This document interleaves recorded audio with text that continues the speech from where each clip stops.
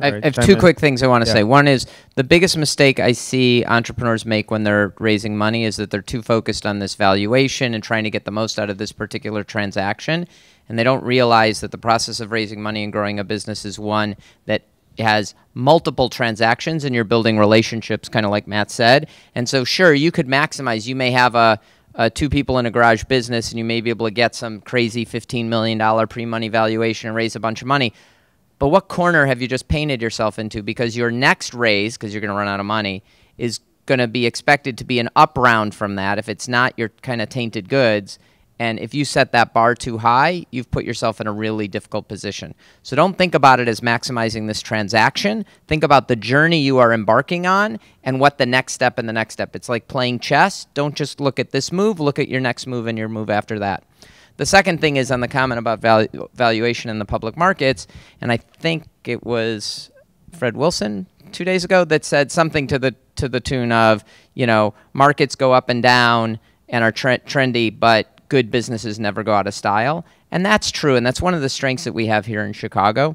So most of the businesses that have done well here in Chicago are businesses that have real revenue models, real transactions. I refer to it as enabling commerce.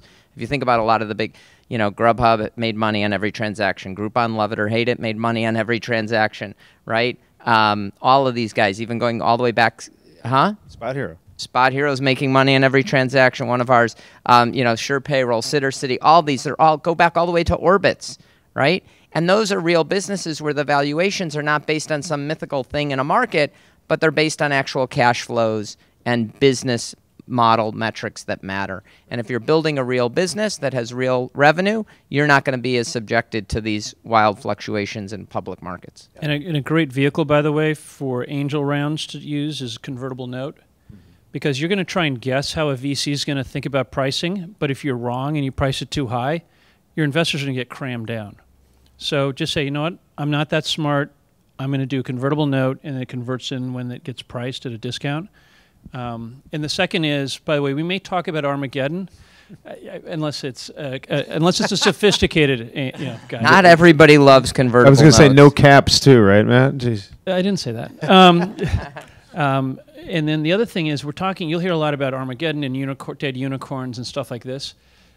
Literally, if you go back to like 1850, and we've done that, literally the majority of the Fortune 500 companies and the best companies in tech today all got started in downdrafts.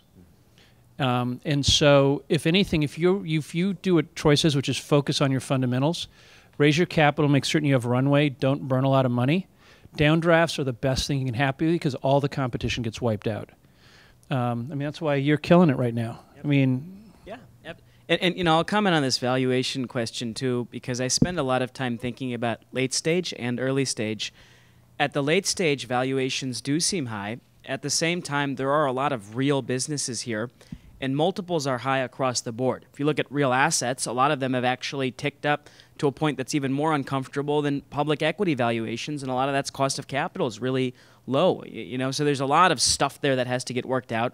But I look at a lot of those late stage deals, and the valuation is high, but they're real businesses in a lot of instances. On the early stage side, I'm even more worried about valuation, because what Troy said and what Matt's been saying is absolutely right. This is really the first inning. So, you know, optimizing valuation in a seed round may feel good, but it's probably not your last round. And you have to be very specific about what that capital gets you to and what metrics you're going to have to raise your next round. And sometimes these high valuation seed rounds are the easiest rounds you'll raise, and it's a bunch of people, but then you show up a year later or 9 months later, and it's really tough to get your A done. And I'm seeing this a lot, right? And then people complain about the ecosystem or what have you, but you know, it's really not the ecosystem, and there's plenty of capital. It's really that the company has raised a high-priced round and then hasn't proven much of anything. So I think the real valuation fear or danger I have or see is really high-priced seed and high-priced early rounds, because often there isn't much of a business there at all, and then you're left, you know, nowhere.